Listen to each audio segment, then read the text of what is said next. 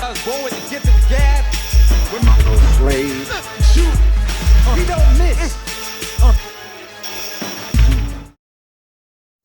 Welcome to 3 Count Commentary. This is your host, MagMongoSlade. Today, we're going to talk about John Cena. John Cena went on Logan Paul's podcast and explained the John Cena character within the context of WWE. And I think this is something that all wrestlers should be able to do. And I'm going to get kind of agitated by, the responses of these guys, because this podcast is, I don't know, apparently for 14-year-old girls, but I do want you to discuss this. So let's get right into it. Define yourself in a sentence, or maybe even just a few words. John Cena in the WWE existence is quite easy for me to define. Superman. And I don't mean like I'm stronger than everybody, I can outrun a speeding train, or I'm stronger than a train or faster than a bullet, whatever. I mean, Superman acts with pure virtue. Superman has a moral code. Superman can be conflicted, but when he's conflicted, his North Star is his moral code and his virtues. It affects the body language. It affects your delivery. It's why you spoke. You're like, man, I don't know when you're off script, when you're on script. Neither do I, because you just get out there and you feel the energy. Now, over the years, there's been a difference in Superman. Now, before he goes into that, I really want people to, if you go watch this clip, and I only suggest watching the clip. Logan Paul is enthralled, like he's listening, like legitimately, like locked in, because this is what he has to do now, as he's decided he's going to be a pro wrestler. So John Cena is telling him, this is my character, and it informs everything that I do, from my entrance to the promos. And then he got to the point where there's almost no separation between the two, between his real self and John Cena, the character. I love this. And he's going to continue explaining what's going on. The Superman of the 2012, where, man, did they want CM Punk to win the championship, because everybody was sick of me winning. They were sick of Superman, which is the forever problem with Superman. He's too good. Too good, yeah. Now it's an older Superman who is looking in the mirror and saying, I was this. I'm not this anymore. What am I now? This is great. This is psychology. When people say, oh, you need to learn the psychology, this is psychology. And he's still not done. All right. He's still going to be talking about some more stuff, but he's talking about the shift in the character. He's not literally Superman. He's aging. How does the character shift now that the character is aging? How does the process of the character change? How does the mental capacity of the character change? And what we got when he made his return against like Solo Sikoa and against Roman Reigns and stuff is he was still John Cena. Still the John Cena everybody knows and loves, but he got that chink in his armor, and it's called age. He's not invincible anymore.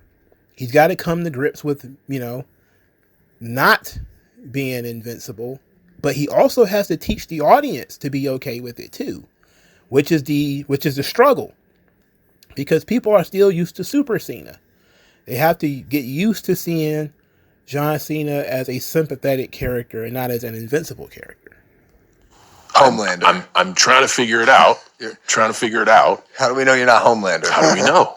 How do we know? Spider-Man. But I'm trying to figure it out. I need your help. Hey guys, I don't know how much time I have left.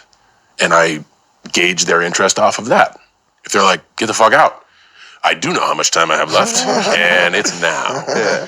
But it's fun to be able to play with that dynamic of having that run, and just like the evolution of the Doctor of Thugonomics. That was a slow climb into.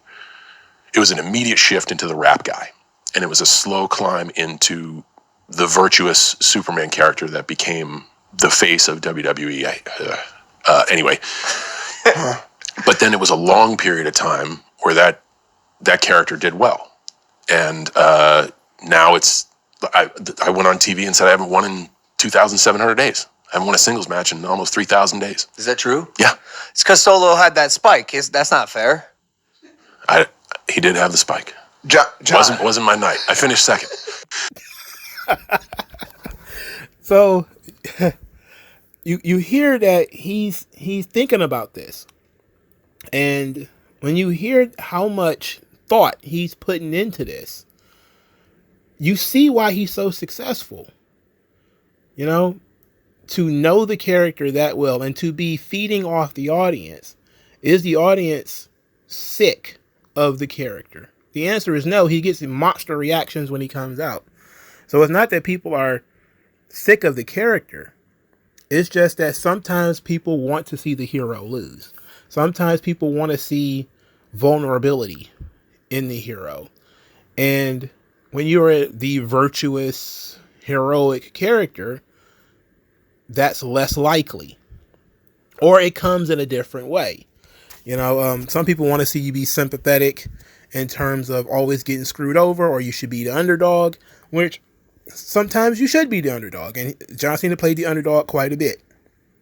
But he played the underdog against really strong, big characters, you know, the Great Khali, Umaga, you know, guys like that. He played the underdog. But most of the time, he was going to be the guy who righted the wrongs. He was going to be the moral center of the WWE universe.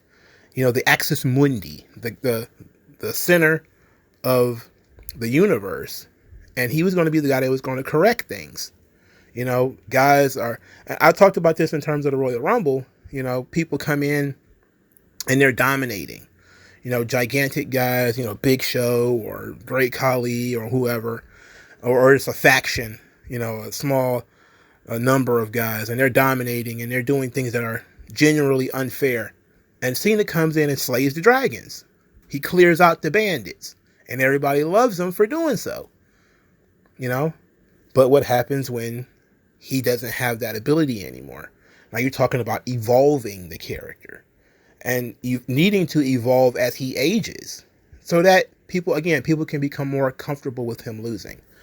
This is the kind of psychology that should go into everybody who's working. People who understand their characters and who they are and how they fit into their universe.